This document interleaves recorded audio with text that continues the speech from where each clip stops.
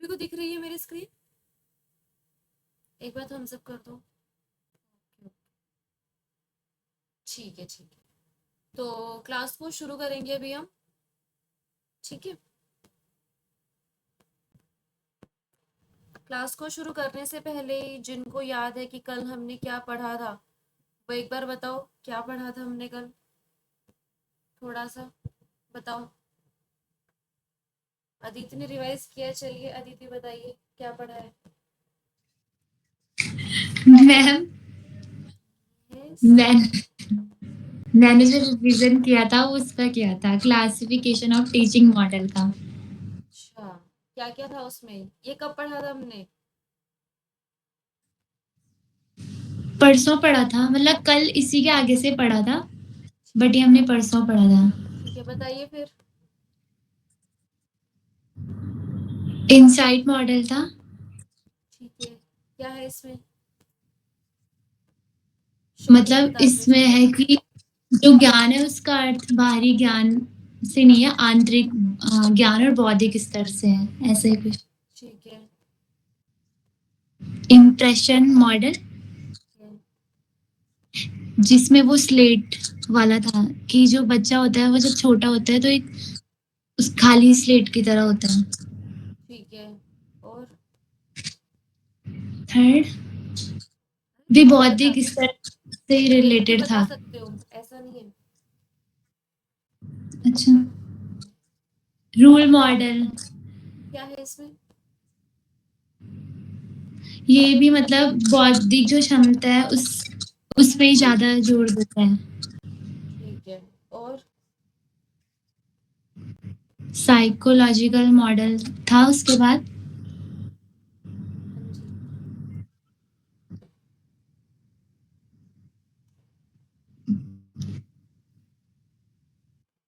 उसके बाद हंसी आ गई। मैं भी कल बताऊंगी और आगे। ये कल बताओगे? वाओ, परसों का आप आज बता रहे हो। फिर परसों का भी आप कल ही बताओगे।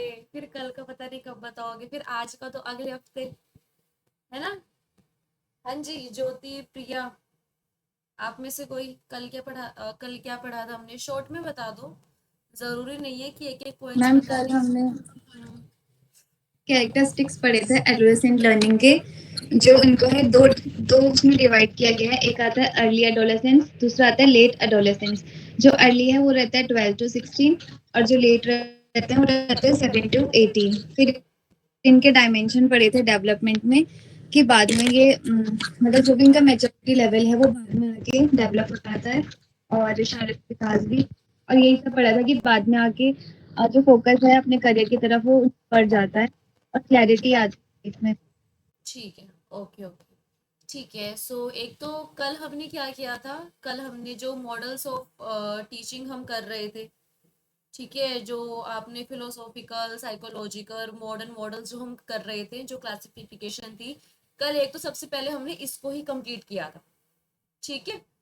ओके। एंड इसके अलावा हमने कल अडोलेसेंट लर्नर के बारे में थोड़ा सा पढ़ा था, जैसे कि क्या होते हैं ये, कौन कौन सी एज वाले बच्चे होते हैं।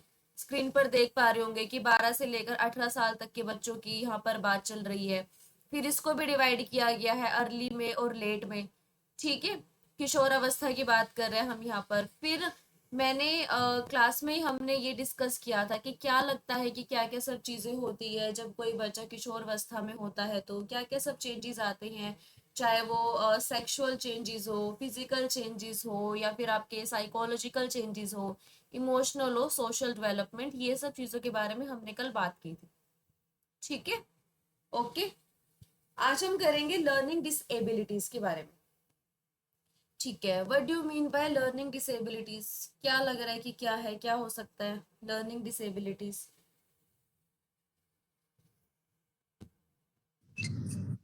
मतलब पढ़ने में या याद करने में किसी स्टूडेंट को जो प्रॉब्लम होती है हो। ठीक हाँ, है। प्रॉब्लम होती है। बिल्कुल, बिल्कुल यही है कि जब कोई बच्चा जो है, जब वो सीखने में, किसी चीज को याद करने में जब वो सक्षम नहीं हो पाता, और उसकी सक्षम का भी, उसके अक्षमता का भी जब कुछ ना कुछ कारण होता है, तो कहीं ना कहीं वो डिसेबिलिटी है, कहीं ना कहीं वो बीमारी है। तो उस बीमारी के बारे में हम बात करेंगे यहाँ पर। ठीक है। जिसमें से सबसे पहले आपको दी हुई है डिसलेक्सिया।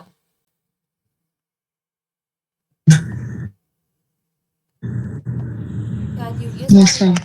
सबसे पहले आपको दी हुई है यहाँ पर डिसलेक्सिया। डिसलेक्सिया हिंदी और इंग्लिश दोनों में यही है, पठन का विकार है, शब्दों अक्षरों को पढ़ने और लिखने में कठिनाई होना, difficulty in reading and decoding words. क्या इसका कोई एग्जांपल बता सकता है मुझे कि कोई भी जो शब्द है, ये देखो हाँ, डिसलेक्सिया किसी बच्चे को होता है ना, तो बच्चा क्या होता है, उसको कोई भी शब्द या फिर अक्षर पढ़ने में और लिखने में दिक्कत आती है। कोई एग्जांपल बता सकता है इसका? वो तारे जमीन पे था ना।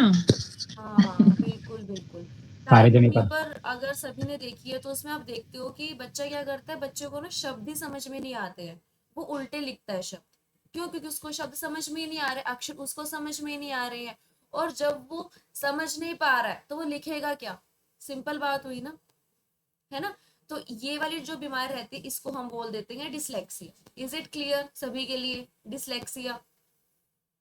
ट्रिक्स अभी तो नहीं करनी है, ट्रिक्स बाद में करे तो चलेगा, है ना? ओके। नेक्स्ट आती है हमारे पास में डिस्ग्राफिया।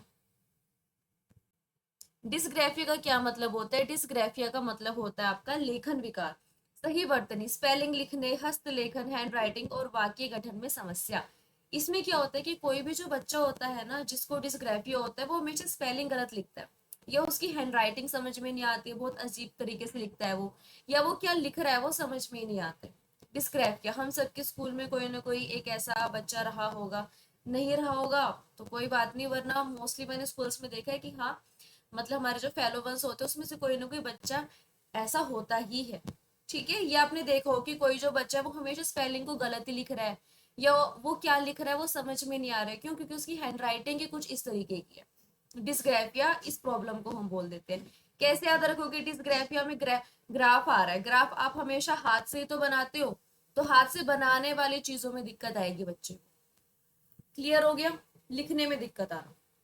फिर आता है आपके पास में डिसकैलकुलिया। ये भी आपका नाम से पता चल रहा है, डिसकैलकुलिया, कैलकुलिया मतलब कैलकुलेशन से रिलेटेड है, मैथ्स में दिक्कत आना।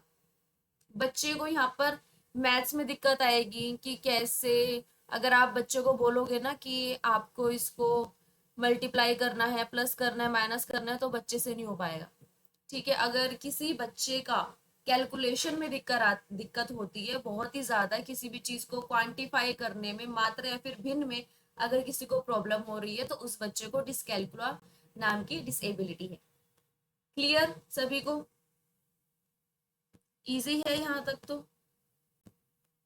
चलिए, इजी है तो नेक्स्ट अभी हम कर लेते हैं। नेक्स्ट आती है हमारे पास में डिस्प्रेक्सिया।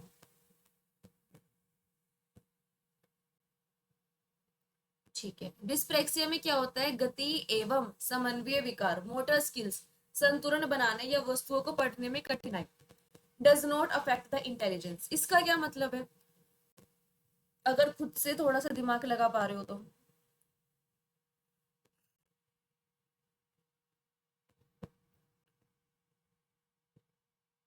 हिंदी में भी है, इंग्लिश में थोड़ा कम है, बट हाँ हिंदी में देख लो एक बार। इंग्लिश वालों के लिए दो चीजें हैं कि मोटर मैम स्किल्स और संतुलन बनाने में। क्या लग रहा है? कोऑर्डिनेशन वगैरह ना कर पाना। कोऑर्डिनेशन कैसे? बिल्कुल सही जा रहे हो, बट कोऑर्डिनेशन कोऑर्डिनेशन कैसे? कोऑर्डिनेशन वगैरह नहीं बना पाएगा इसमें। ठीक है, मतलब कि बच्चे के दिमाग में तो बहुत सारी चीजें मैम चल रही मतलब होती अगर है। जैसे टीम वर्क कर रहे हैं तो उसमें। ठीक है, यहाँ पर किसी को टीम होती है ना शू लेसेस बांधने में, शू लेसेस बांधने में इश्यू होता है, किसी किसी को बटन इवन अपने करने में प्रॉब्लम होती है उनको ना। ठीक है, और कुछ? इट्स लाइक जैसे बैलेंस बनाने में basically like they can't ride the bike and like और साइकिलिंग इवन। ठीक है, आई थिंक बोलने में भी शायद उनको दे डू हैव इश्यूज। ठीक है, ओके ओके। डिस्प्रेक्सिया, डिस्प्रेक्सिया क्या मतलब है? Motor skills. देखो मोटर स्किल्स अभी हमने कुछ प्रीवियस क्लासेस में किया था कि मोटर स्किल्स का क्या मतलब होता है, जहां पर हमारा दिमाग भी चल रहा होता है और हमारे हाथ भी चल रहे होते हैं, एक्टिविटी भी कर रहे होते हैं। डिस्प्रेक्सिया में क्या हो? डिस्प्रेक्सिया वाले डिसऑर्डर में क्या होता है कि बच्चे के दिमाग में तो बहुत सारी चीजें चल रही होती है कि हाँ मैं ये भी लिख दूं, मैं ऐसे कर लूं, वैसे कर लूं, बट जब उसको करने की बारी आती है ना तो उसका दिमाग और उसके हाथ या फिर उसके जो पैर होते हैं वो कोऑर्डिनेट नहीं कर पाते। समझ आ रही है चीज? कोऑर्डिनेशन नहीं बन पा रहे कि दिमाग में जो चल रहा है। ऐसा नहीं है कि बच्चों को समझ में नहीं आ रही चीजें, बच्चे की समझ में तो आ रही है चीजें, बच्चे की इंटेलिजेंस पर कोई फर्क नहीं पड़ रहा है। अगर आपने कुछ इंस्ट्रक्शन दिए हैं बच्चे को वो इंस्ट्रक्शन, बच्चे को वो अनुदेश जो है वो उसके दिमाग तक तो जा रहे हैं, बच्चे को वो समझ में भी आ रहे हैं, पर जब करने की बारी आती है तो कहीं ना कहीं उसका कोऑर्डिनेशन नहीं बन पा रहा। Is it clear? ठीक है, कि बच्चे को लग रहा है कि मैं ऐसे जंप कर सकता हूँ, बच्चे ने अपने माइंड में पूरा सेट कर लिया कि अच्छा मैं इतनी गति से मैं कूदूंगा तो हाँ मैं अच्छे से मैं जंप कर सकता हूँ, बट जब करने की बात आती है तो दिमाग और उनकी जो मतलब कि जो हमारे बॉडी ऑर्गन्स है वो साथ नहीं देते हैं। ठीक है, ये बीमारी होती है आपकी डिस्प्रेक्सिया, जहां पर दिमाग और जो हमारे मतलब कि बॉडी ऑर्गन्स है इन दोनों के बीच में कोऑर्डिनेशन नहीं बन पाता है, इन दोनों के बीच में संतुलन नहीं बन पाता है, मोटर स्किल्स में यहाँ पर आपको दिक्कत आती है या वस्तुओं को पकड़ने में भी कठिनाई होती है। ठीक है, वस्तुओं को पकड़ने में क्यों कठिनाई होती है? क्योंकि ना बच्चों को ये तो पता है कि वस्तु को पकड़ना है, बट बच्चों को कहीं ना कहीं ये चीज लगती है कि किस तरीके से मैं इस वस्तु को पकड़ के हैंडल करूं। एग्जाम्पल के लिए आपने देखा होगा कि कुछ ना छोटे बच्चे ऐसे रहते हैं, जब आप उसको बोलते हो ना कि आपको पानी लेकर आना है तो ग्लास में वो पानी पकड़ के तो लेकर आ रहे हैं, बट कहीं ना कहीं पता नहीं वो अजीब तरीके से पकड़ते हैं। मतलब जब वो ट्रे में जब वो पानी ग्लास में लेकर आते हैं तो ग्लास ना यहाँ वहां हो रहे होते हैं, क्यों? क्योंकि उनका दिमाग और उनके जो हाथ है वो सही तरीके से कोऑर्डिनेट नहीं कर पाते। इज इट क्लियर सभी के लिए? डिस्प्रेक्सिया समझ में आ गया सभी को? ठीक है, ओके, ठीक है, इसमें भी देख लेते हैं। नेक्स्ट आता है हमारे पास में ADHD, attention deficit hyper activity disorder. ठीक है, अटेंशन डेफिसिट, नाम में पता चल रहा है कि अटेंशन होने में दिक्कत होना, फोकस होने में दिक्कत होना, हाइपर एक्टिव होने में दिक्कत होना, बच्चा हाइपर एक्टिव नहीं हो पाता यहाँ पर। ध्यान भाव एवं अति सक्रियता, ध्यान केंद्रित करने में समस्या, अभोगपूर्ण व्यवहार, इम्पल्सिविटी और अत्यधिक चंचलता। कोई एग्जाम्पल बता सकता है मुझे इसका? आई होप कि सभी को समझ में आ गया होगा, बट ADHD का एग्जाम्पल कोई बता सकता है? नाम में ये कि अटेंशन की दिक्कत है, हाइपर एक्टिव नहीं हो पा रहा है बच्चा, एग्जाम्पल बता सकता है कोई भी?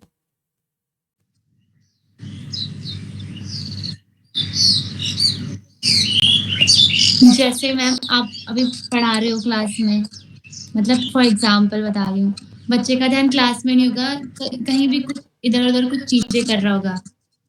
ठीक है, बिल्कुल। और कुछ एग्जाम्पल आ रहा है?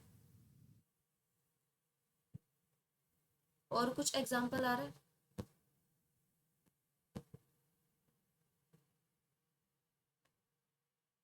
सही very like a very organized environment, you know, to basically handle ADHD.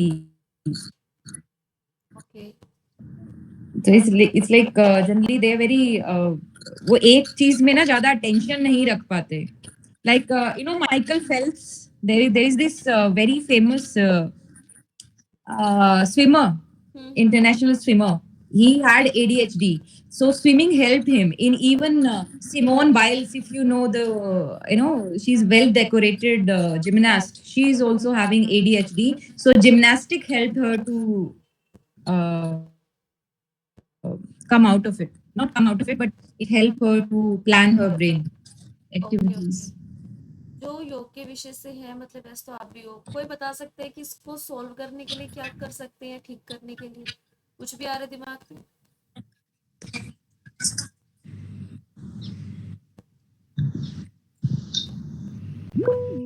हाँ जी शिवम बताइए, बताओ।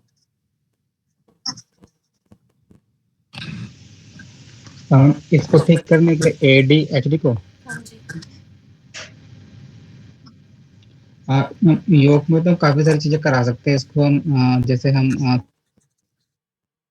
क्रियाएं करा सकते हैं, त्राटक वगैरह करा सकते हैं।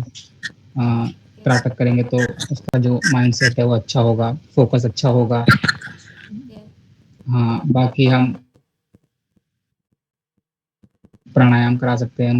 मुद्दा मतलब सामने वाला जो है वो है उसकी कंडीशन कैसी है इस समय।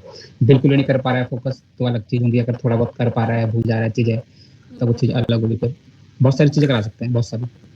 ठीक है।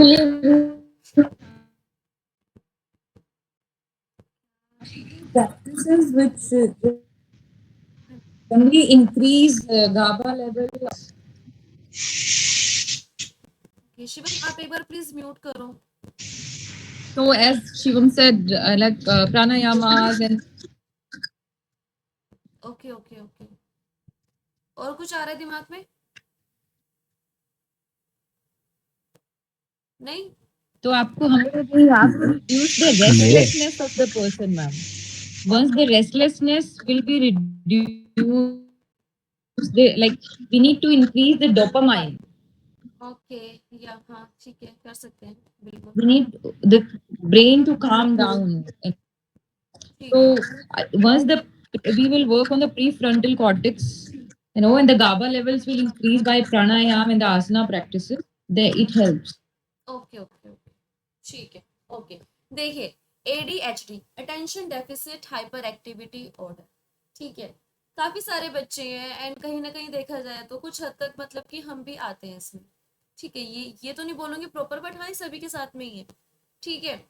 एक अभी रिसर्च भी हुई है जिसमें बताया गया है कि ज्यादा से ज्यादा जो फोकस है किसी भी इंसान का वो 7 से 8 मिनट तक ही बैठता है, फिर कहीं ना कहीं कुछ टाइम के लिए उसका ध्यान यहाँ वहाँ होता ही है, ठीक है। ये चीज मैं आपको हमेशा से क्लास में बोलती भी आई हूँ कि अटेंशन को लेके थोड़ा सा है, बट यहाँ पर प्रॉपर उस डिसएबिलिटी के बारे में ही बात की जा रही है कि वो बच्चे जो किसी पर्टिकुलर थिंग पर अपना ध्यान केंद्रित कर ही नहीं पाते, उनको समस्या बहुत ज्यादा आती है, ठीक है। ध्यान का अभाव रहता है, ठीक है। अति सक्रियता, यानी कि एक तो क्या होता है कि ध्यान तो नहीं लगा पा रहे हैं एंड क्या हो रहा है, फोकस नहीं बन पा रहा है, कंसंट्रेशन नहीं बन पा रहा है, ठीक है। और उनके मन में चंचलता बहुत ज्यादा रहती है, अत्यधिक चंचलता, यानी कि उनका दिमाग कभी यहाँ जाता है, कभी वहां जाता है, कभी वहां जाता है।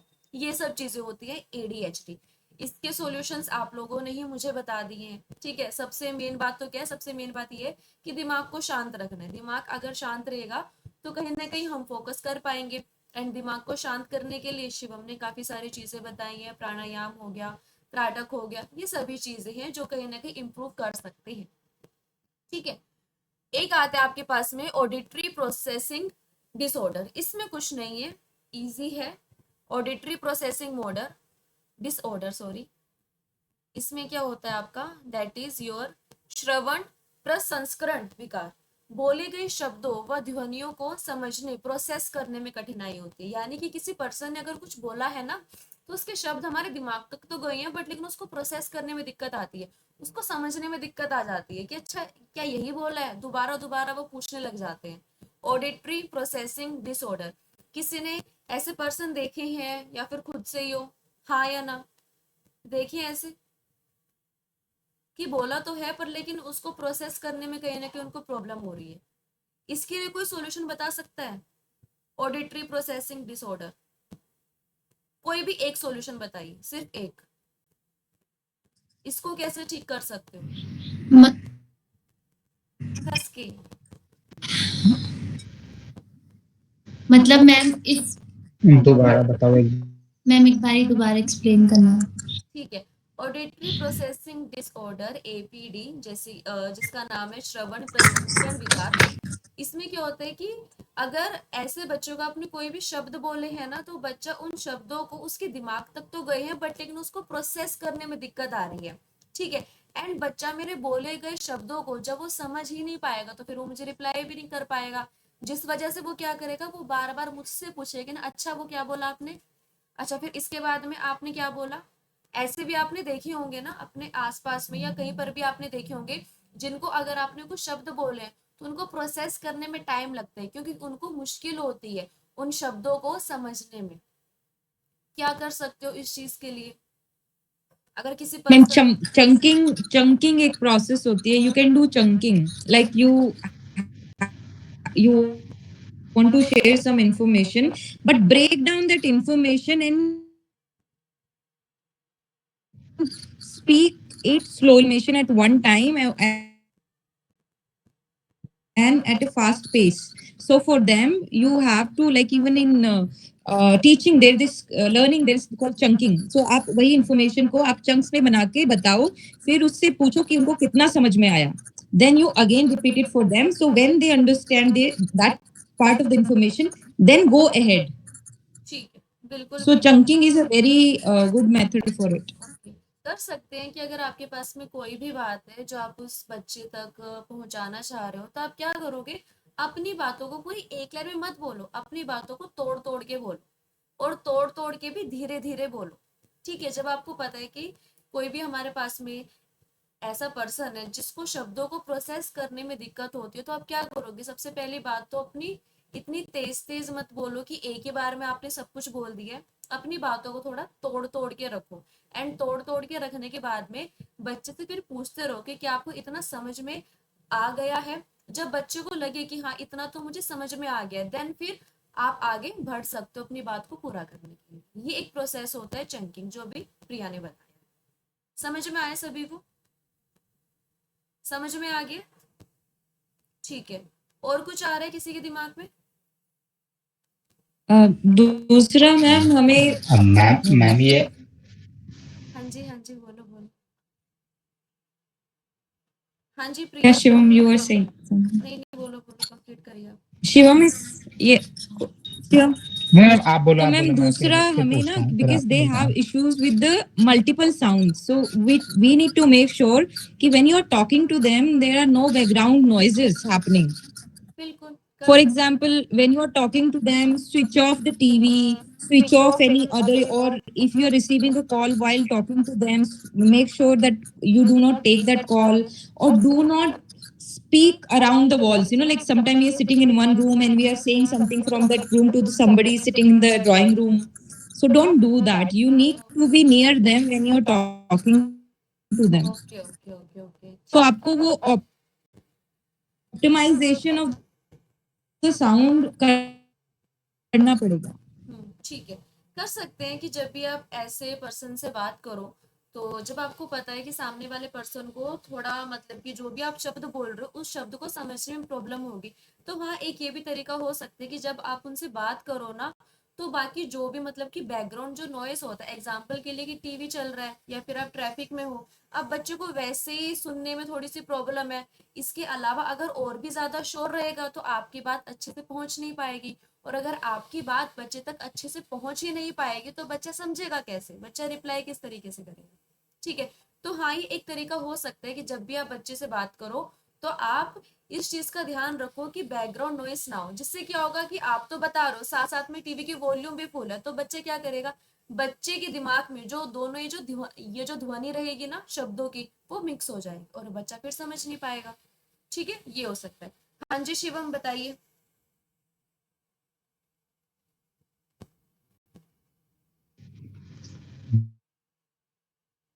मैम मैं ये कह रहा हूँ, ऑडिटरी वाला ये क्या है, एपीडी, और ये दूसरा हमारा था एडीएचडी, तो इनमें मैम सिमिलर तो ये लग रहा है कि फोकस की दिक्कत है, तभी तो बच्चा सुन नहीं पा रहा है या समझ नहीं पा रहा है उस चीज को. ठीक है, ओके ओके. ठीक है, देखिए एडीएचडी, देखो अटेंशन तो हर एक चीज में हो सकता है.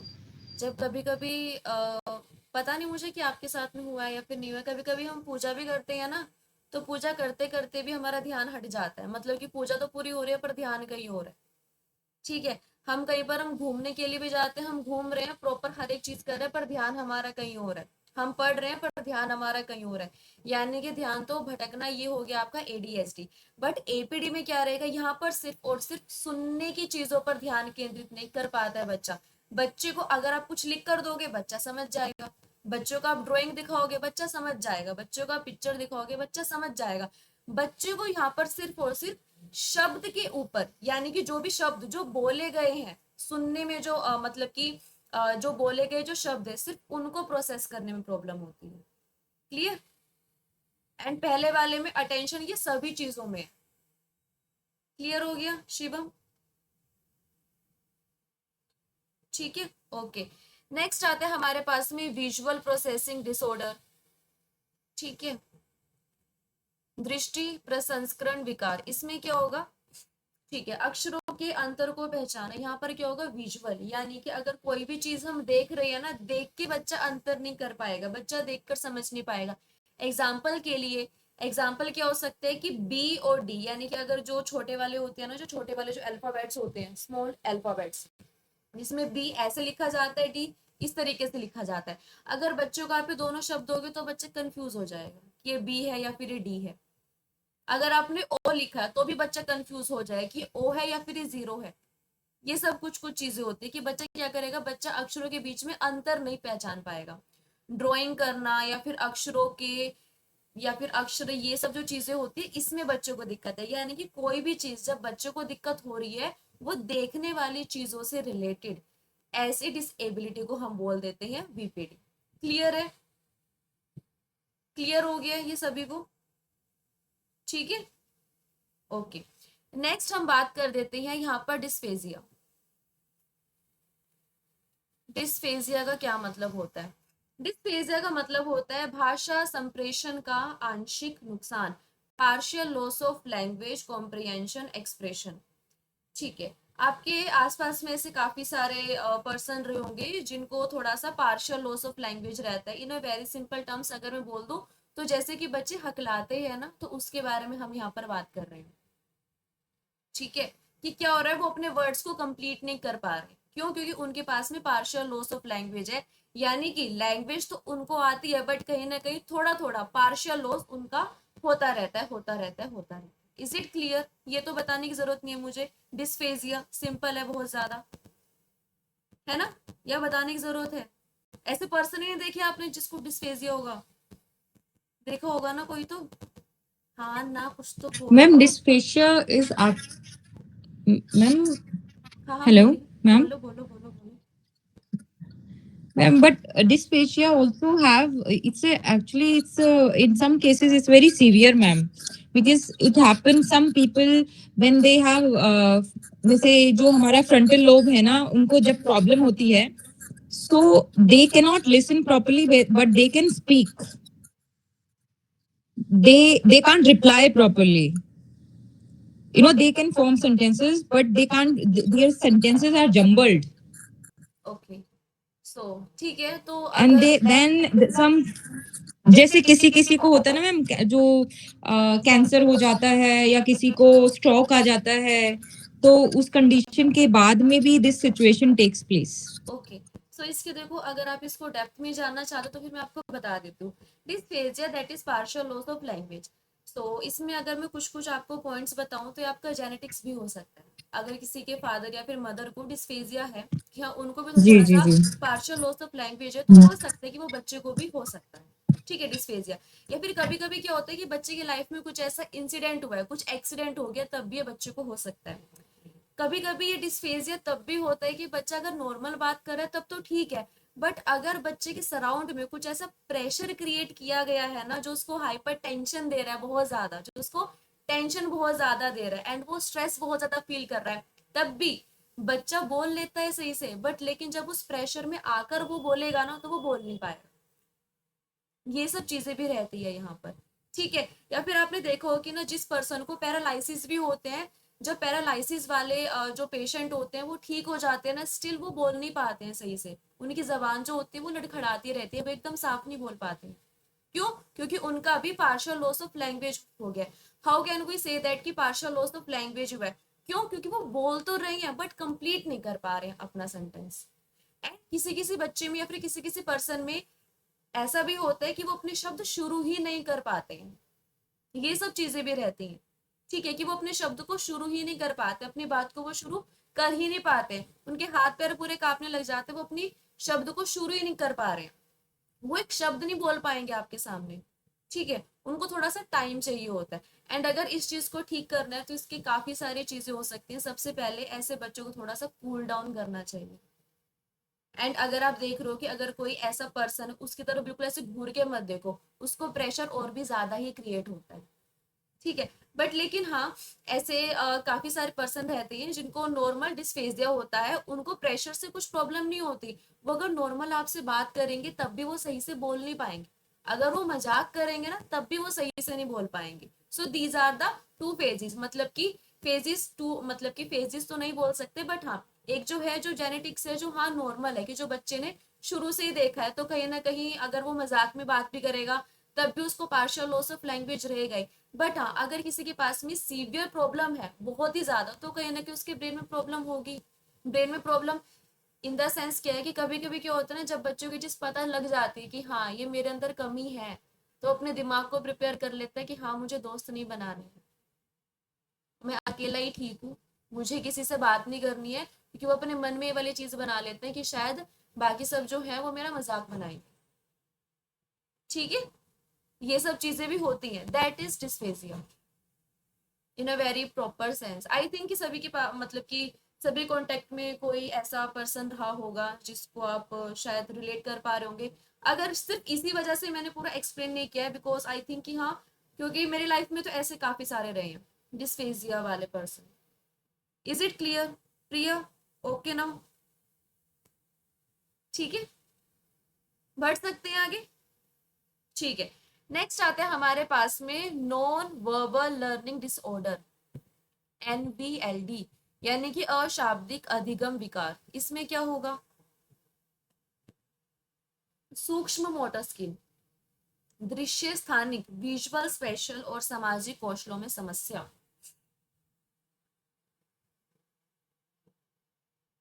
क्या है?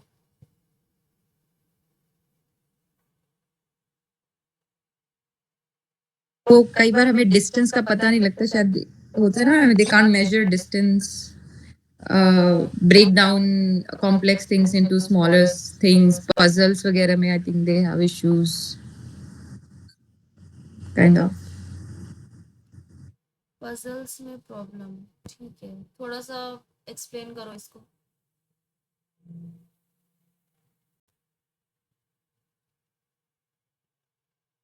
We अशाब्दिक travel to अधिगम some विकार. places number of times, फिर भी हमें वो रास्ता याद नहीं रहता. Even we travel वही रास्ते पे बार बार जाते हैं, फिर भी हम भूल जाते हैं. कई बार जैसे कोई टास्क है, it's a long task, we can't break it up in smaller ones. मतलब इट्स लाइक जो पजल्स वगैरह करते हैं तो वो फॉर्म नहीं कर पाते हैं वो चीज ना proper, how to do that. ठीक है, और कुछ?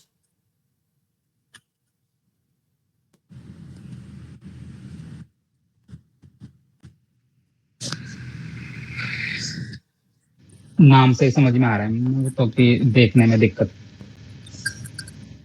देखने में दिक्कत है, फिर VPD और इसमें क्या फर्क है?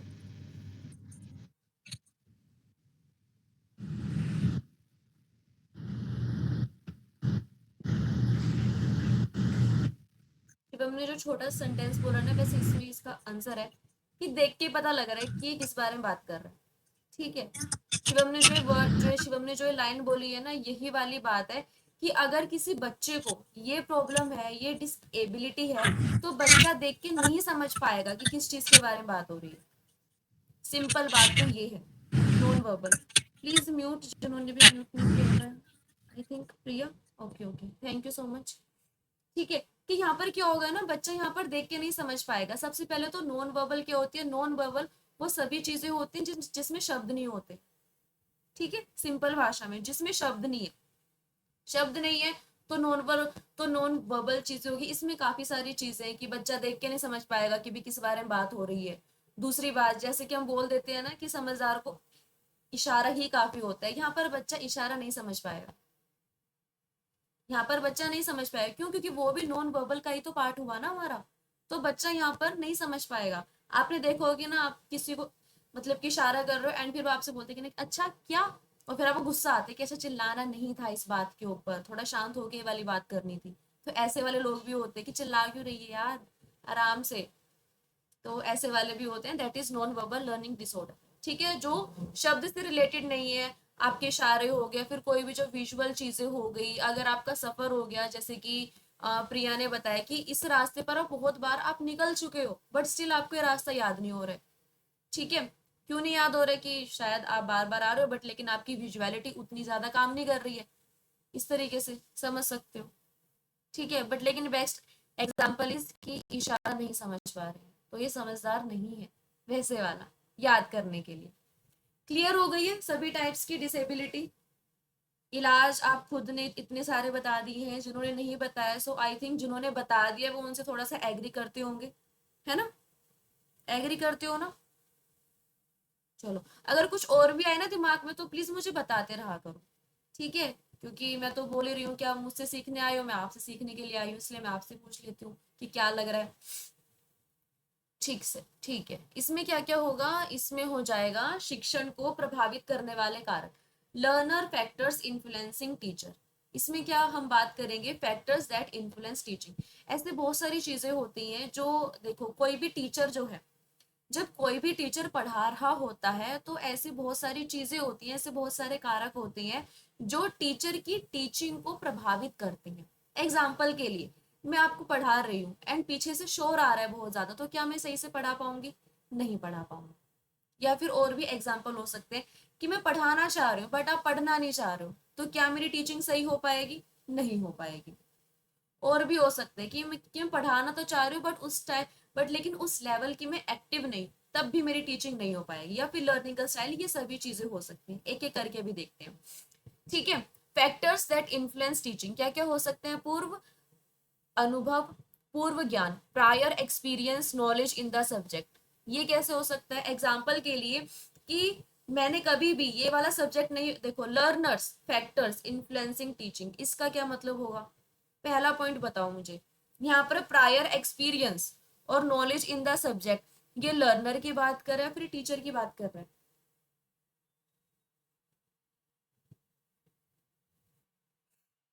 किसकी बात कर रहा है ये? लर्नर की पहले के एक्सपीरियंस टीचर की किया बात। इसमें। हाँ जी बताइए। I think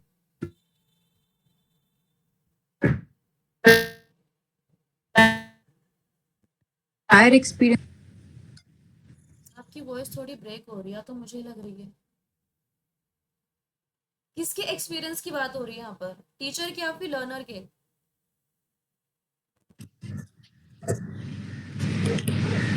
teacher I guess. Teacher के। मेरे लाइफ में ऐसे बहुत सारे लर्नर मेरी लाइफ में ऐसे बहुत की सारे एक्सपीरियंस लर्नर हुए पे हैं, हो तो रही क्या है वो मेरी शायद, टीचिंग पर लर्नर। इम्पैक्ट डालेंगे?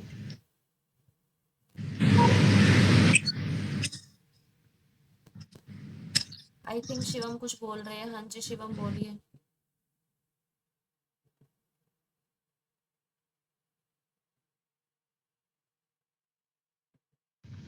लर्नर का हो रहा है शायद। लर्नर का प्रायर एक्सपीरियंस कैसे? जो भी पॉइंट है तो प्लीज उसको एक्सप्लेन करते हुए चलो। इनडायरेक्ट टीचिंग कराऊंगी मैं आज, करिए।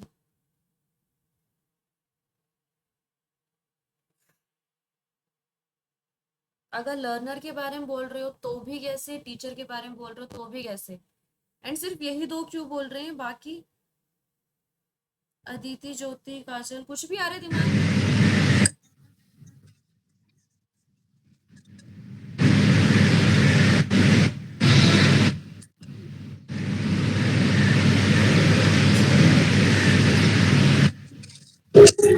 मैम लर्नर की बात कर रही हैं यहाँ पर कि उसका प्रायर एक्सपीरियंस और नॉलेज उसके सब्जेक्ट की। तो हम कभी कभी ऐसा होता है कि हमको मतलब किसी सब्जेक्ट में नॉलेज हमने किसी टीचर से सीखा है, तो हमने उससे जो नॉलेज ली है तो वो हमारी इतनी ओवर पावर होती है कि कोई हमको समझा रहा होता है तो हमको मतलब वो इन्फ्लुएंस करता है वहाँ पे प्रायर जो हमारी नॉलेज है। बिल्कुल बिल्कुल, ये सब चीजें होती हैं। ये लर्नर ने क्या पता कि बच्चे ने कहाँ से स्टडी की है, बच्चे ने किस तरीके से स्टडी की है, कहीं ना कहीं ये सब चीजें भी हैम्पर करती हैं। नॉलेज इन द सब्जेक्ट का यहाँ पर मतलब क्या है? नॉलेज इन द सब्जेक्ट का यहाँ पर मतलब इतना है, क्योंकि देखो यहाँ पर पहले लिखा गया है कि लर्नर के फैक्टर्स जो टीचिंग को इन्फ्लुएंस करते हैं, यहाँ पर लर्नर के वो सब कारक की हम यहाँ पर बात कर रहे हैं। ठीक है, knowledge in the subject example के लिए कि किसी बच्चे ने कभी टीचिंग एप्टीट्यूड पढ़ा ही नहीं है तो शायद उनको पढ़ाने में मुझे एफर्ट थोड़े ज्यादा लगे, बट कोई बच्चे जिसने टीचिंग एप्टीट्यूड 2 से 3 बार पढ़ लिया तो वहां पर शायद इतनी प्रॉब्लम ना आए मुझे टीच करने में। क्या ये होगा? बिल्कुल होगा। नेक्स्ट आता है हमारे पास में लर्नर का इंटरेस्ट। बिल्कुल, बच्चे का अगर इंटरेस्ट ही नहीं है पढ़ने में तो फिर टीचर कुछ कर नहीं सकते हैं ना। ठीक है, थोड़ा बहुत वो मोटिवेट कर देंगे बट फिर भी कितना, है ना। फिर क्या आता है मोटिवेशनल ओरिएंटेशन, यानी कि अभिप्रेरणात्मक उन्मुखीकरण। इसका क्या मतलब है?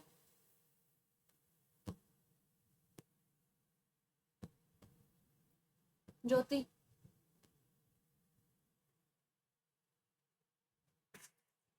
मैम लर्नर के अंदर मोटिवेशन होना चाहिए कि जो कॉन्सेप्ट सीखना है।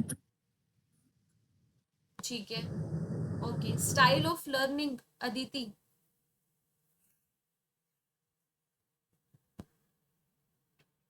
स्माइल करो आप, बस स्माइल कर लो बस, ये सच में कर रही है।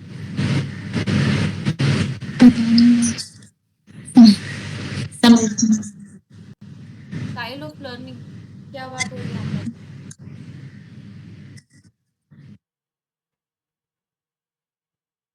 नहीं, कुछ नहीं आ रहा दिमाग में।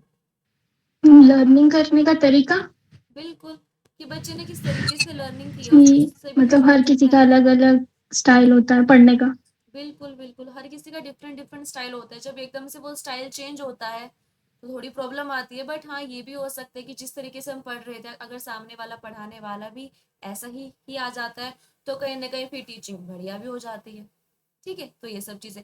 Readiness to learn and maturity level, ये भी है कि बच्चा अगर पढ़ने के लिए तैयार है, रेडी है, तो वहां पर भी ये तो एक फैक्टर हो गई। मैच्योरिटी लेवल, मैच्योरिटी लेवल क्या है कि यहाँ पर पढ़ने के लिए बच्चे के अंदर कितनी मैच्योरिटी है, वो कितना मेच्योर है कि मुझे क्या पढ़ना है, कितना पढ़ना है, मुझे कितना अटेंशन देना है, ये सब चीजें।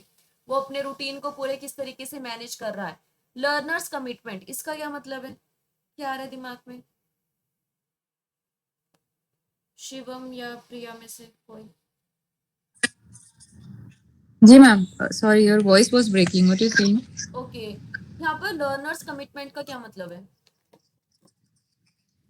मैम लर्नर्स कमिटमेंट वही ना, consistency is the key, persistence जो होती है, that like in the first class you said it's not about how much you do every day, like as in वो जो honesty towards your practice, honesty towards your learning, attending the class every day, and then जो भी class में सिखाया गया है उसे उसके नोट्स बनाना, to go through it, to engage in the class. All these are part of the commitment which the student has to show to make sure that he get the best result out of the learning. Okay, बिल्कुल बिल्कुल बिल्कुल सही बोला। ठीक है, Hmm. आपने एक dialogue सुना होगा कि अगर मैंने एक बार कमिटमेंट कर दी फिर मैं अपने आप की भी नहीं सुनता। ठीक है, बट ये Ma'am, I have just one. हाँ हाँ बोलिए, बोलो बोलो।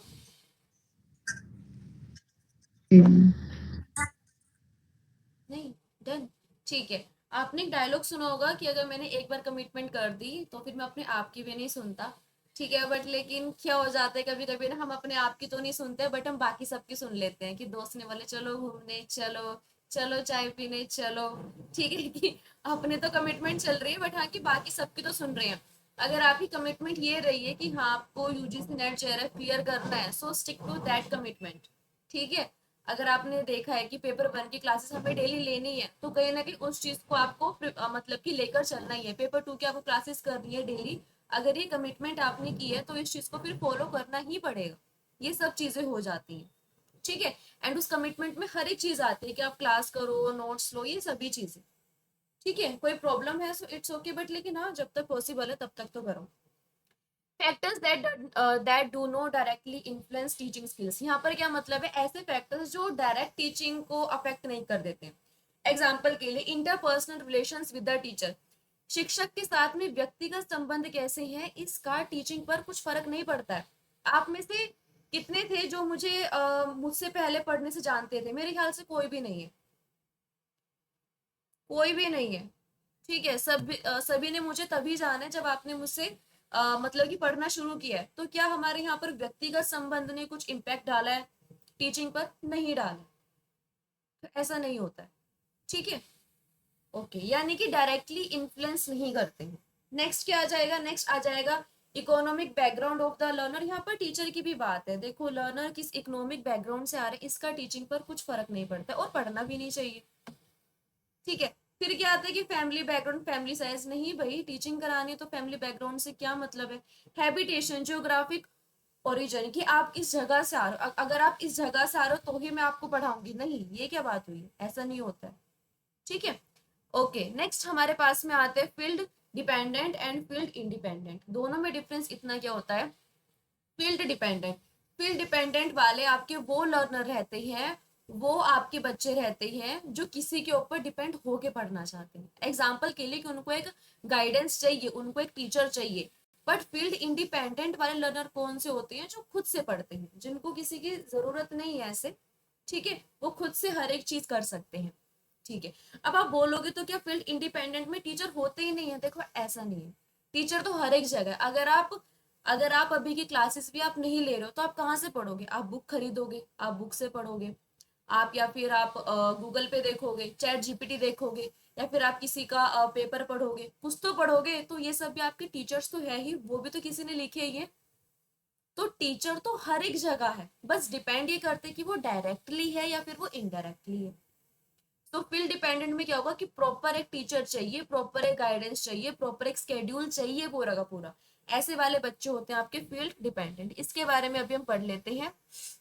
ठीक है, पूरे परिदृश्य, वैश्विक पहलुओं को देखता है, ग्लोबल एस्पेक्ट्स, बिग पिक्चर में देखता है हर एक चीज को। कोई बता सकते हैं कि इसकी हम बात क्यों कर रहे हैं फील्ड डिपेंडेंट में, कि बिग पिक्चर में देखना, ग्लोबल एस्पेक्ट की बात क्यों हो रही है यहाँ पर? एंड फील्ड इंडिपेंडेंट में फोकस ऑन डिटेल्स और फैक्ट्स की बात क्यों हो रही है?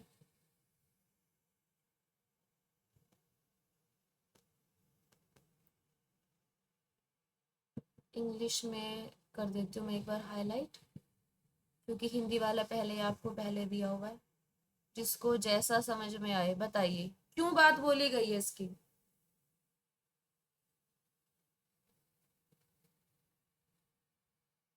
लगाओ थोड़ा सा दिमाग।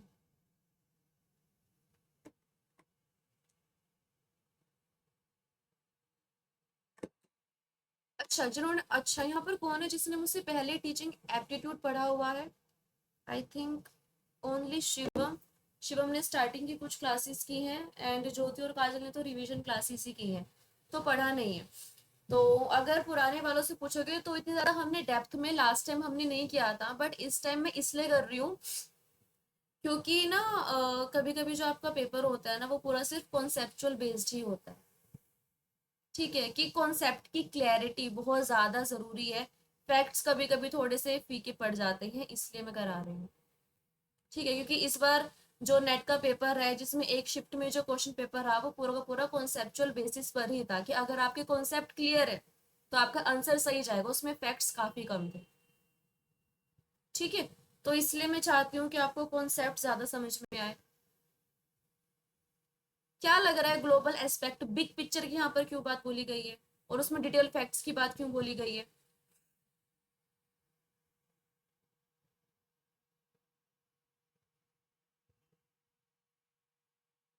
कुछ आ रहा है दिमाग में तो बताइए, नहीं I तो मैं think कंटिन्यू। हाँ because जी, दोनों फील्ड डिपेंडेंट और इंडिपेंडेंट दोनों का पर्सपेक्टिव डिफरेंट होता है ना मैम। बिल्कुल। तो अगर पर्सपेक्टिव डिफरेंस है, जो फील्ड डिपेंडेंट है they will look at things at a certain aspect, and the independent जो है they will look at things with a different aspect. But how, मैं वही तो पूछ रही हूँ, कैसे और क्यों कर रहे हैं ऐसा, वही तो चीज पूछ रही हूँ मैं। मैम जो इसमें आप बोल रहे हो, जिस basically the area of interest और व्हाट इट इज। देखो, यहाँ पर एरिया ऑफ इंटरेस्ट की कहीं कहीं पर ही बात नहीं की गई है। ठीक है, यहाँ पर सिर्फ पर्सपेक्टिव की बात की गई है कि फील्ड डिपेंडेंट वाले क्योंकि जो फील्ड डिपेंडेंट तो I think field dependent possible. So field dependent, I'll take an example for a student who's, let's say, attending the classes coming to the college, right? Or field independent, I could take a research scholar, a person who has that autonomy, who has that freedom to experiment, because he is proving certain, you can say, like a they have a thing to prove, as in जैसे research scholars जो होते हैं, तो they have more freedom than a person who's field dependent. उनका जो area होता है, perspective होता है, वो थोड़ा limited होता है. ओके, ऐसा कुछ। अच्छा, आपने एक चीज बोली है कि फील्ड इंडिपेंडेंट वाले जो लर्नर रहते हैं इनको फ्रीडम ज्यादा होती है कि ये डेप्थ में जा सकते हैं, डिपेंडेंट वाले के डेप्थ में नहीं जा सकते हैं चीजों को लेके। नहीं जा सकते हैं, लेकिन perspective limited होता है ना ma'am. If you tell me कि अच्छा क्लास में हमने ये पढ़ा है, ये आपको ये वाला आपको करके लाना है project. Okay, now I know मेरे सिलेबस में कितना है, मैं उतना ही करके लाऊंगी. ठीक है, then you give me another project. Okay, epigenetics पे लिख के लेके आओ कुछ. ओके, अब मुझे पता है एपिजेनेटिक्स में मेरे if I am going to college, epigenetics में मेरे में इतना ही है. But when I am a research scholar, I will explore things related to epigenetic. What is in Ayurveda, what naturopathy says about it, or what kind of research already has been done on this subject. My perspective will be bigger. I'll look for more details. I'll look for more factual stuff. Rather than a student who just go to college, यार पास ही तो होना है, I'm getting 85% marks, 90% marks. I'm you know, वो थोड़ा जो perspective है वो थोड़ा सा limited होता है, जो field dependent होते हैं. ओके, ठीक है, बिल्कुल सही है, काफी बढ़िया। तो जो complete please. as in that is my perspective about it. थोड़ा सा. Okay okay, nice nice nice, ठीक है। और कुछ आ रहा है किसी के भी दिमाग में? कुछ भी आ रहा है, छोटा सा बता दे रहे, बस इतना ही।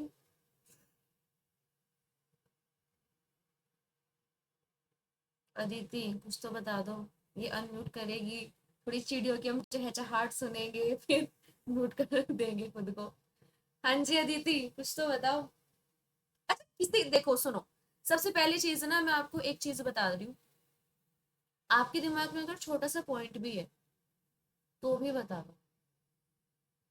एंड मैंने पहले बोला है कि कोई भी जो पॉइंट है वो गलत है ही नहीं, एटलीस्ट बताओ तो सही।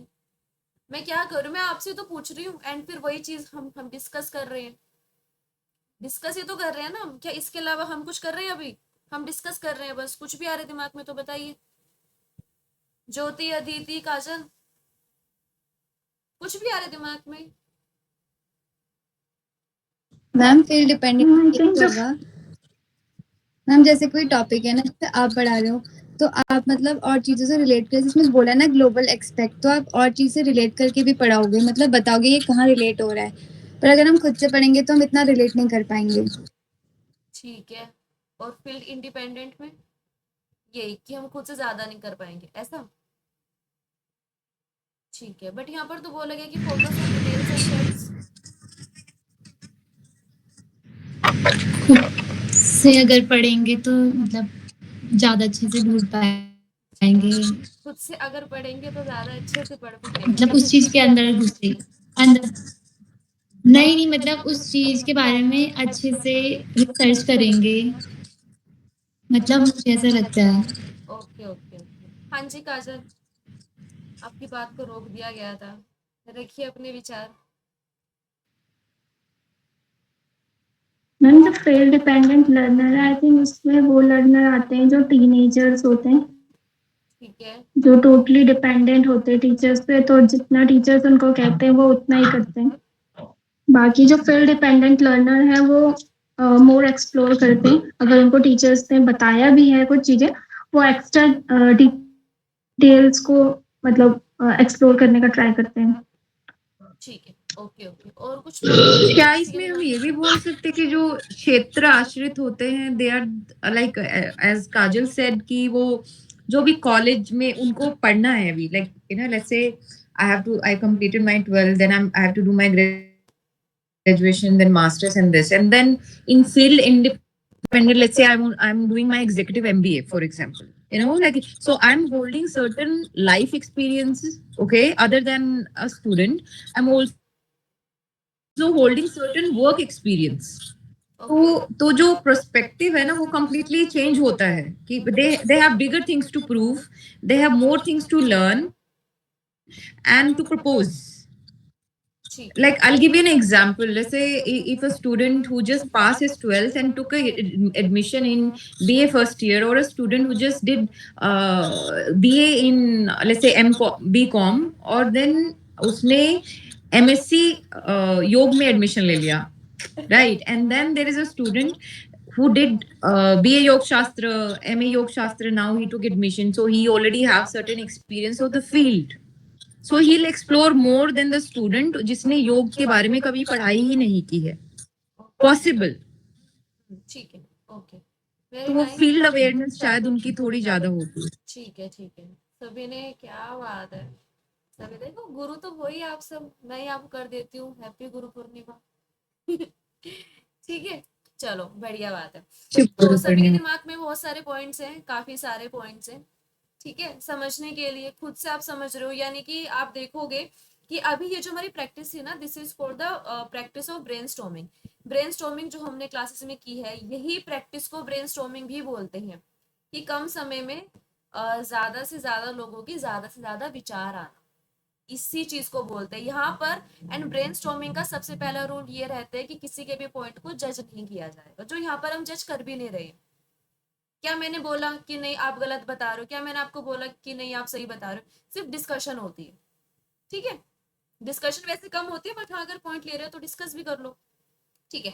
Field independent learner and field independent learner, ठीक है, दो तरीके से मैं आपको बता देती हूँ, वैसे एक ही तरीका मैं आपको बता, सबसे पहली बात तो अगर आपकी लाइफ में गुरु है, ठीक है, तो वो आपको जिंदगी का या फिर जो तरीका है वो कहीं ना कहीं बिग पिक्चर में दिखाएगा, समझ रहे हो मेरी बात।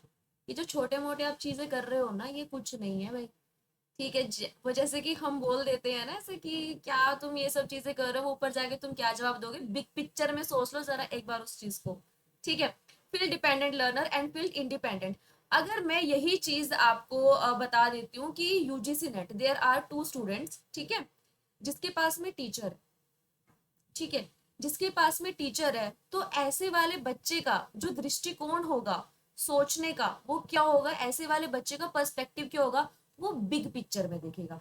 बिग पिक्चर में क्यों देखेगा, क्योंकि उसके पास में जो टीचर है उससे उसकी बातचीत हो चुकी है, एंड अब एक प्रॉपर बिग पिक्चर में देख रहा है कि अच्छा 6 महीने में सिलेबस कंप्लीट, 6 महीने में मेरी जो पीवाईक्यू के सेशंस है वो सब चीजें कंप्लीट, डेली मेरी इस टाइम से इस टाइम तक मेरी क्लास होगी, ऐसे होगा ऐसे होगा, ठीक है। ये सब चीजें हैं, कहीं ना कहीं वो बिग पिक्चर में देख रहे होते हैं, क्यों, क्योंकि वो डिपेंड है यहाँ पर टीचर के ऊपर, वो ज्यादा डिटेल्स में नहीं जाएगा। बट फील्ड इंडिपेंडेंट वाले जो लर्नर्स रहते हैं वो ज्यादा डिटेल्स पर फोकस करते हैं, उसको ना ज्यादा टेंशन रहती है कि अच्छा 6 महीने है तो मैं किस तरीके से अपने काम को डिवाइड करूं, कैसे कैसे करूं, कितने महीने में कंप्लीट करूं, मैं बोल तो रही है। अब देखो सिंपल सी बात है, अगर टीचिंग एप्टीट्यूड को पढ़ाने के लिए आपके पास में कोई टीचर है एंड वही चीज आपको खुद से पढ़नी है जो बिल्कुल नहीं है आपके लिए, तो दोनों में प्रॉब्लम का मैटर तो है ही। तो आप ये सोचो कि आपको पढ़ना भी है, और आपको पढ़ने भी इस तरीके से कि आपको अच्छे से पढ़ना है, क्यों, क्योंकि आपके पास में कंपटीशन बहुत ज्यादा है। तो आपका यहाँ पर जो दिमाग रहेगा ना, आपका यहाँ पर फोकस बिग पिक्चर की तरफ नहीं रहेगा, आपका ये रहेगा कि मैं डिटेल्स पर मैं ज्यादा फोकस करता हूँ, मुझे कितने टाइम में कितना सिलेबस करना है, कितने मुझे घंटे देने, ये भी आप फिक्स करते हो। जब आप किसी का आप सब्सक्रिप्शन लेते हो ना, तो आपके दिमाग में उतनी टेंशन नहीं होती, क्यों, क्योंकि पहले से वो क्लासेस फिक्स होती है। बट जब आपके पास में कोई टीचर नहीं होता है, आप अपने टाइम को खुद से डिवाइड करते हो कि कितना टाइम खाने को दिया जाए, कितना टाइम घूमने को दिया जाए, कितना टाइम पढ़ाई को दिया जाए, आप हर एक छोटी छोटी डिटेल्स पर आप फोकस करते हो, ठीक है, कि कितने मिनट में खाना खाया जाए, इतनी सब चीजें भी रहती हैं आपकी लाइफ में, इतनी सब चीजों पर भी आप फोकस करते हो, बहुत ही ज्यादा डीप एकदम। क्यों, क्योंकि आपके पास में कोई अभी एज अ टीचर नहीं है ना, तो आप क्या करोगे, आप सारी चीजों पर फोकस करोगे एंड एकदम डिटेल्स में फोकस करोगे। समझ में आ रहा है, क्योंकि अगर आप देखते हो, अगर आप इसको ऐसे भी लो कि आपको कहीं पर घूमने जाना है, अगर आपके साथ में कोई आपसे बड़ा है तो आपको प्रॉब्लम नहीं होगी। बट वही अगर आपको अकेले जाना है, तो हर एक चीज आप छोटी छोटी चीज का आप ध्यान रखोगे ना, कि आपका बैग आपके पास में है या नहीं है, आपके पैसे आपके पास में है या नहीं है, अगर आप कहीं पर स्टे कर रहे हो तो इतने पैसे देने, क्या सामने वाले ने वो इतने पैसे वो मुझे वापस दिए या फिर नहीं दिए हैं, ये सब हर एक डिटेल्स का आप ध्यान रखते हो ना। क्यों, क्योंकि यहाँ पर आप फील्ड इंडिपेंडेंट लर्नर हो। फील्ड इंडिपेंडेंट का लर्नर सिर्फ ये नहीं है कि मतलब कि बस कि हाँ की इंडिपेंडेंट है बस फ्री है, यहाँ पर क्या मतलब है कि सीखना इस तरीके से कि कंपटीशन तो बहुत ज्यादा है, सीखना इस तरीके से है कि खुद से सीखना है, स्वतंत्र होके सीखना है, हर एक काम करना है, हमारी खुद की स्वायत्त रहेगी, बट हर एक डिटेल्स पर फोकस भी करना है। क्यों? क्योंकि हमें डिटेल्स बताने वाला और कोई नहीं है। इज इट क्लियर सभी के लिए कि पर्सपेक्टिव कैसा होगा? ठीक है, ये एक डिफरेंस है कि बिग पिक्चर और डिटेल्स में दोनों ही अपने आप में बहुत बड़ी चीज है। ठीक है, अगर आपके लाइफ में कोई एक ऐसा व्यक्ति है जो आपको जीवन की एकदम बिग पिक्चर दिखा रहा है, ठीक है, हर एक छोटी सी कीड़ी से लेकर एक बड़े जिराफ तक की अगर आपको पिक्चर दिखाई जा रही है प्रॉपर तरीके से, उसकी बात कुछ और रहती है। एंड अगर आप खुद से हर एक चीज पर फोकस कर रहे हो, हर एक डिटेल्स पर आप जा रहे हो, उसकी बात कुछ और ही रहती है। ठीक है, तो ये है कुछ कुछ चीजें।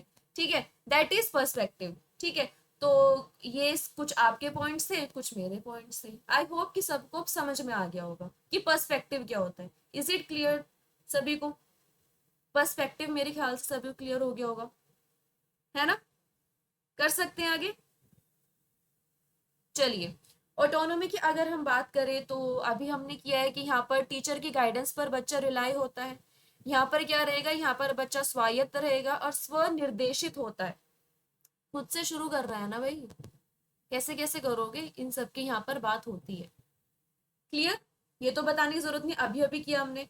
ठीक है, यहाँ पर अगर जो हमारा सोशल स्टाइल रहेगा ये कोऑपरेटिव रहेगा और सोशल रहेगा, यानी कि सहयोगात्मक सामाजिक समूह कार्य पसंद करने वाला रहेगा। यहाँ पर बच्चा चाहता है कि वो ग्रुप में पढ़े, बच्चे को साथ चाहिए होता है, बच्चा कोऑपरेट करके सीखता है, बच्चा सहयोग के साथ में सीखता है।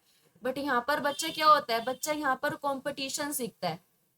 एंड उसको पता है कि हाँ कंपटीशन तो है, मतलब कि बच्चा क्या करता है ना, बच्चा यहाँ पर कॉम्पिटिटर की तरह लेकर चलता है एंड उस चीज को फिर एनालाइज भी करता रहता है। ये सब चीजें होती हैं, विश्लेषण भी करता रहता है। क्या ये सब चीजें होंगी? खुद से कर पा रहे होंगे अब तो? ठीक है, इसलिए नहीं इसलिए मैं ज्यादा डेप्थ में नहीं जा रही, क्योंकि ये वाला, क्योंकि पर्सपेक्टिव अगर क्लियर हो गया ना तो छोटे छोटे पॉइंट कहीं ना कहीं आपको क्लियर हो ही रहे होंगे ना, है ना? ठीक है, सूचना संगठन कैसे होगी, यहाँ पर भारी संरचना और सहायता की आवश्यकता होती है। बिल्कुल, अगर यहाँ पर बच्चा सीखना चाहते हैं तो बच्चे को सहायता की जरूरत पड़ेगी, उसको भारी संरचना, वो चाहते हैं कि उसको स्ट्रक्चर भी कोई बाहर का पर्सन ही प्रोवाइड करे। ठीक है, बट यहाँ पर क्या रहेगा, यहाँ पर वो सभी जानकारी को खुद से ही ऑर्गेनाइज करता है। क्लियर सभी के लिए? क्लियर हो गया सभी के लिए? ठीक है, अब हमारी आती है, ठीक है चलो फटाफट से। अच्छा, किसी को ब्रेक चाहिए क्या? किसी को ब्रेक चाहिए? क्योंकि अभी क्लास चलेगी। हाँ, नहीं, अदिति सिर्फ अपना अपना सोच रही।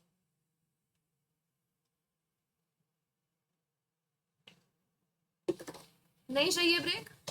अगर चाहिए ब्रेक तो बता दो, वरना फिर हम करते हैं आगे। ज्योति, हाँ किस लिए किया आपने ब्रेक के लिए? फिर करें आगे। मैम मैम कब तक चलेगी क्लास, उस हिसाब से एक तो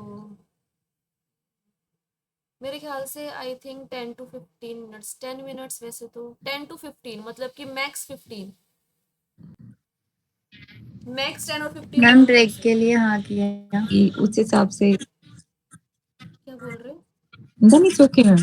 Then it's okay. Okay okay okay, Then it's okay, ma'am. ठीक है। I thought आधा घंटा पूरा नहीं घंटा। नहीं नहीं नहीं नहीं नहीं, चलेगी आपकी। अभी थोड़ा सा मुझे देहरादून जाने दो वापस। ठीक है, तब चलेगी फिर आपकी प्रॉपर 1.5 घंटा, कभी कभी उससे भी लंबी हो सकती है क्लासेस। अभी जब तक घर पे हूँ तब तक थोड़ा सा, क्योंकि मुझे फिर अभी काम रहता है ना, इसलिए मैं कर नहीं पा रही हूँ अभी ज्यादा लंबी, बट हाँ स्टिल ठीक है। ओके, व्यक्तिगत भिन्नताओं का वर्गीकरण, क्लासिफिकेशन ऑफ इंडिविजुअल डिफरेंसेस। हम सभी को पता है कि हर एक पर्सन के अंदर ना कुछ कुछ डिफरेंसेस होते हैं, कोई किसी चीज में अच्छा है, कोई किसी चीज में अच्छा है, कोई कोई मतलब कि फिजिकल एक्टिविटीज में ज्यादा अच्छा है, कोई साइकोलॉजिकल एक्टिविटीज में ज्यादा अच्छा है। ठीक है, किसी का शारीरिक स्तर बहुत ज्यादा अच्छा है, किसी का मानसिक स्तर बहुत ज्यादा अच्छा है। ठीक है, कोई दिखने में ज्यादा अच्छा है कि किसी को पर्सनैलिटी वाली चीजें ज्यादा आती है। ठीक है, ये सब चीजें होती हैं। अब क्या है, अब हम यहाँ पर पढ़ने वाले हैं कि ऐसे कौन कौन से आपके थिंकर्स रहे हैं या फिर थिंकर्स रहे हैं जिन्होंने कुछ कुछ आपको क्लासिफिकेशन दी है। तो सबसे पहले हम पढ़ेंगे स्प्रिंगर। स्प्रिंगर ने आपको, अच्छे नाम है हाँ, स्प्रिंग रोल वाला स्प्रिंगर, ठीक है। स्प्रिंगर ने आपको 6 टाइप्स दिए हैं, 6 प्रकार दिए हैं, ठीक है। इंडिविजुअल डिफरेंसेस किए हैं। थियोरिटिकल, सबसे पहले आता है आपका सैद्धांतिक या फिर थियोरिटिकल। अच्छा, कुछ जो होते हैं ना वो एक्सप्लेन करने में ज्यादा अच्छे होते हैं, वो थियोरिटिकल पार्ट ज्यादा अच्छे से निभा लेते हैं, क्या ये चीज मानते हो आप? एंड कुछ कुछ बच्चे जो होते हैं वो सिर्फ पॉइंट ही बता पाते हैं। ये इंडिविजुअल डिफरेंस है अकॉर्डिंग टू स्प्रेंगर, इज इट? ठीक है, ओके। नेक्स्ट आता है इकोनॉमिक। चलो इकोनॉमिक तो बताने की जरूरत ही नहीं है, फाइनेंशियल से रिलेटेड है। एक आता है आपका एस्थेटिक, सौंदर्य मीमांसा। इसका क्या मतलब है? यहाँ पर देखो ऐसे भी कुछ व्यक्ति होते हैं, ठीक है, जिनको हर एक चीज ना एकदम सुंदर दिखनी चाहिए, एकदम मतलब कि ऑर्गेनाइज दिखनी चाहिए, एस्थेटिक दिखनी चाहिए, जो चाहते हैं कि अगर कोई भी चीज अगर उनके कमरे में अगर एक छोटा सा कोई भी अगर शीशा भी है ना तो वो भी सुंदर दिखे, वो सुंदर बनाने के ऊपर फोकस रहता है। ऐसे व्यक्ति भी होते हैं एस्थेटिक। एस्थेटिक वो वाले नहीं होते कि हाँ ब्लर आ गई पिक्चर तो एस्थेटिक हो गई, यहाँ पर वो वाले एस्थेटिक की बात नहीं चल रही, यहाँ पर सौंदर्य से रिलेटेड बात कर रही है, ठीक है, कि अगर कुछ भी चीज है ना तो वो कहीं ना कहीं सुंदर दिखे, ठीक है। एस्थेटिक, आप में से है कोई एस्थेटिक जिस एस्थेटिक की मैं बात कर रही हूँ? सुंदर का मतलब यहाँ पर महंगा नहीं है कि हाँ महंगी महंगी चीजें लेकर आनी है, कमरे को सजाना है, इस चीज की बात नहीं हो रही। सुंदर का मतलब अलग ही होता है ना, ठीक है। एक आता है आपका सोशल। सोशल यानी कि सामाजिक। यहाँ पर किसकी बात हो रही है? आपने देखो कि ऐसे ना कुछ लोग रहते हैं मतलब कि जो सोशली आप ऐसे बोल सकते हो कि जिनके बहुत जल्दी दोस्त बन जाते हैं, उनको दोस्त बनाने में दिक्कत नहीं होती है, वो बस में जाएंगे बना लेंगे दोस्त, वो रिक्शा में जाएंगे वो दोस्त बना लेंगे अपने। ऐसे भी कुछ लोग रहते हैं जिनको सोशल इंटरेक्शन से कभी कोई प्रॉब्लम नहीं होती है, ठीक है, कि सामाजिक में अगर सोसाइटी में किसी के साथ में इंटरेक्शन अगर करना है तो ऐसे लोगों को प्रॉब्लम नहीं होती। एंड कुछ ऐसे भी होते हैं जिनको प्रॉब्लम हो जाती है, तो सोशल हो गया। रिलीजियस, हाँ जी भाई, रिलीजियस बिल्कुल। एक ऐसा व्यक्ति है जो काफी ज्यादा रिलीजियस है एंड एक ऐसा व्यक्ति है जो रिलीजियस नहीं है, ये तो मुझे बताने की जरूरत नहीं है। दोनों का क्या पर्सपेक्टिव होगा, क्या नहीं होगा, जिंदगी जीने का तरीका कैसा होगा, ये सब चीजें आप कहीं ना कहीं रिलेट कर पाओगे, ठीक है भाई। राजनीतिक, पॉलिटिकल, इसका क्या मतलब है? अब ये मत बोलना कि इसका मतलब तो आप ही बताओ।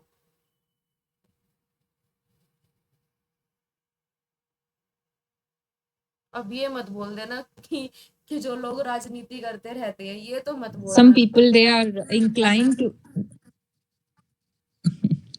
हाँ हाँ बोलो बोलो। no, they have inclination towards the awareness about the general politics and stuff, I guess. जिनका जनरल पॉलिटिक्स की तरफ थोड़ा सा है, अच्छा ठीक है।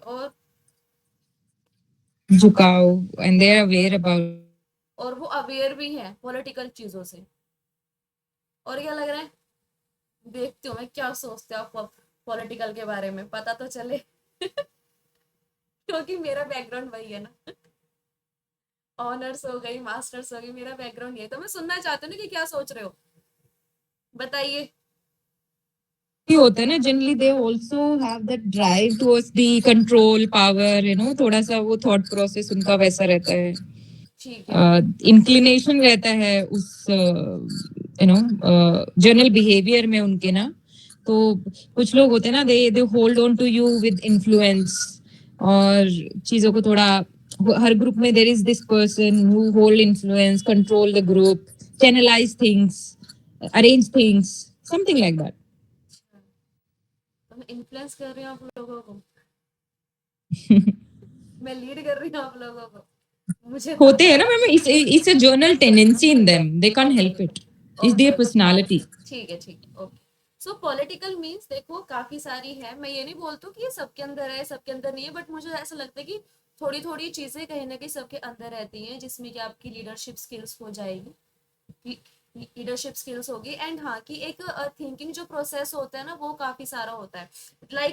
मैं ये नहीं बोलती कि प्रॉपर ऐसा ही है, बट लेकिन हाँ कि कहीं ना कहीं जैसे कि मैंने पढ़ा है इस पर्सपेक्टिव के हिसाब से जो टीचिंग एप्टीट्यूड में दिया गया है कि ऐसे पर्सन में क्या होता है, थोड़ा सा थिंकिंग प्रोसेस थोड़ा डिफरेंट होता है, वो किसी एक चीज पर वो रिलाई नहीं करते हैं, वो थोड़े और भी सारी चीजें देखते हैं, प्रोस कॉन्स देख लिए कि क्या सब चीजें हैं क्या सब चीजें नहीं है, उसके बाद में वो एक कंक्लूजन तक निकलते हैं। काफी टाइम लग जाता है कंक्लूजन तक पहुंचने में, क्योंकि उनका थिंकिंग थोड़ा सा स्ट्रक्चर थोड़ा डिफरेंट रह जाता है। ठीक है, वो बोले कि राजनीति कर रहे हैं भाई, नेता बन रहे हैं, तो वो वाली सब चीजें नहीं है यहाँ पर। ठीक है, कि पॉलिटिकल वो होते हैं जो चुनाव लड़ते हैं, वो नहीं होते।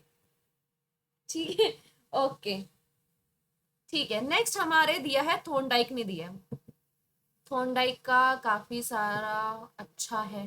थॉर्नडाइक थॉर्नडाइक क्या होती है? एक तो थॉर्नडाइक ने 4 प्रकार बताए हैं। एक तो है आपका एब्स्ट्रैक्ट थिंकर, एक है आपका आइडिया आइडिएशनल थिंकर, एंड एक क्या है आपका ऑब्जेक्ट थिंकर, एक है आपका sensory experience prominent. Abstract thinker की उन चीजों के बारे में भी सोच पाना जो आपने कभी नहीं देखी है।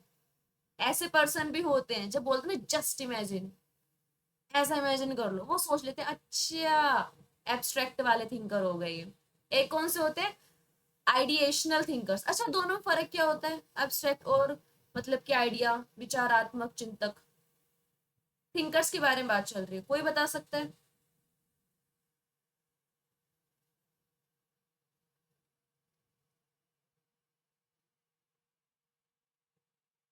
एब्स्ट्रैक्ट और आइडिएशनल।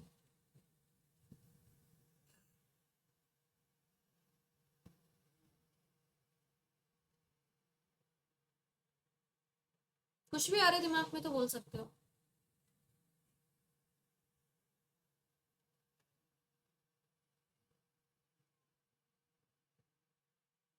आइडिया लगाना कि वो कहाँ गया होगा, ऐसा कुछ उस चीज के बारे। अच्छा, मुझे तो 4 बजे का बोला था, पर अब तो 4:10 हो गए हैं। क्या इस विचार के बारे में बात चल रही है यहाँ पर? किस विचार के बारे में बात हो रही है?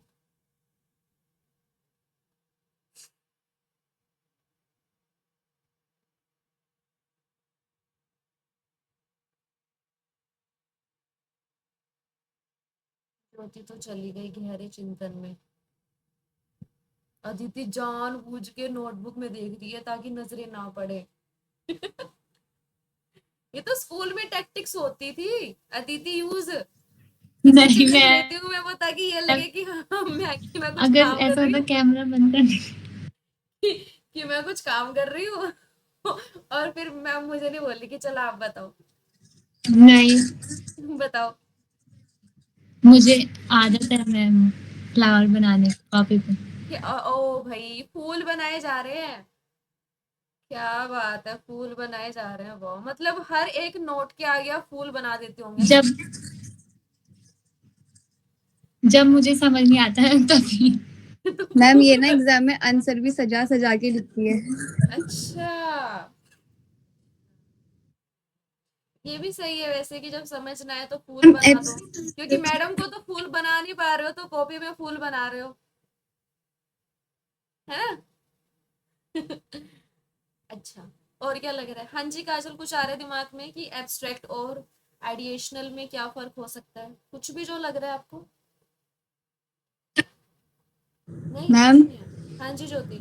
एब्स्ट्रैक्ट तो एब्स्ट्रैक्ट तो वो होता है ना जो हम एक्सप्रेस नहीं कर पाते, सिर्फ फील कर पाते हैं। नहीं, ऐसा नहीं है। जो हम एक्सप्रेस नहीं कर पाते, ऐसा नहीं बोल सकते हो। एब्स्ट्रैक्ट थिंकर्स आर दोस्त, मतलब कि जो चीज आपने कभी नहीं देखी है, आप उसके बारे में भी कहीं ना कहीं अगर आप सोच पा रहे हो तो वो सब चीजें हो जाएंगी। ब्रह्मांड के बारे में मैंने आपको बोला, वो चीज आपने रियलिटी में कभी नहीं देखी है, बट हाँ कहीं ना कहीं आपका जा रहा है कि हाँ सोच पा रहे हो आप उसके बारे में कि अच्छा ऐसा होता होगा, ऐसा होता होगा। काफी सारी आपने स्टोरी सुनी होगी। मेरे ख्याल से आप सब योग के विषय से हो, एंड आपका इंटरेस्ट भी जनरेट होता होगा कि हाँ एक विष्णु भगवान है जो ऐसे हैं। देखी होगी आपने, मतलब कि देखा तो नहीं बट हाँ सुना होगा, काफी सारी चीजें हैं। महाभारत के टाइम पर भी जो अर्जुन को जो रूप दिखाया गया था, वो सब चीजें इमेजिन की होंगी आप सभी ने। ठीक है, तो काफी सारी चीजें, यानी कि अगर उस टाइप के बारे में अगर आप सोच पा रहे हो, ये आपकी एब्स्ट्रैक्ट थिंकिंग हो जाएगी। बट आइडिएशनल के बारे में यहाँ पर क्या है? आइडिएशनल कोई भी एक विचार है आपके दिमाग में, उस विचार से और भी अगर विचार आपके दिमाग में निकलते जा रहे हैं ना, ये हो जाएगा आपका आइडिएशनल। होता है ना किसी एक चीज So के like बारे में हम सोच रहे थे बट उससे रिलेटेड और भी विचार आपके दिमाग में आ रहे हैं, आ रहे हैं, आ रहे हैं।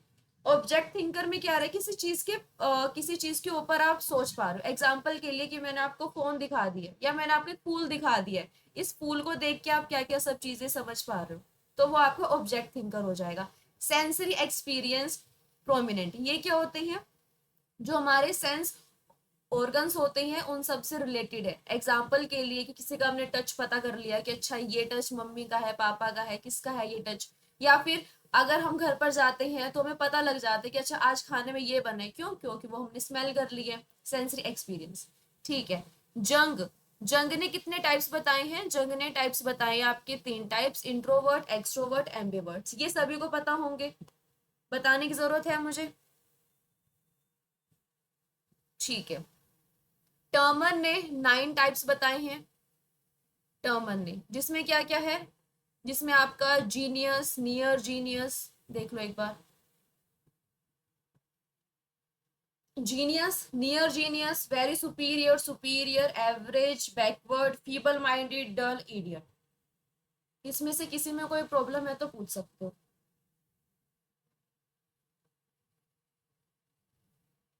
पढ़ लो एक बार। प्रभावशाली, निकट प्रभावशाली, अति श्रेष्ठ, श्रेष्ठ, औसत, मंद या फिर पिछड़े, दुर्बल बुद्धि, डल, निस्तेज, जड़ बुद्धि। क्या इसमें किसी को कोई प्रॉब्लम है कि नहीं ये नहीं आता है हमें, या ये समझ में नहीं आ रहा है?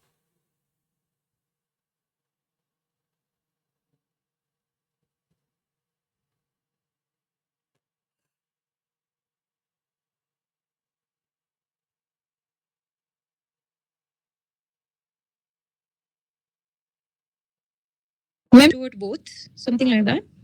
क्या बोल रहे हो? Ambiverts, so they have the traits of introvert and हाँ extrovert हाँ both. हाँ हाँ हाँ। Okay. Okay.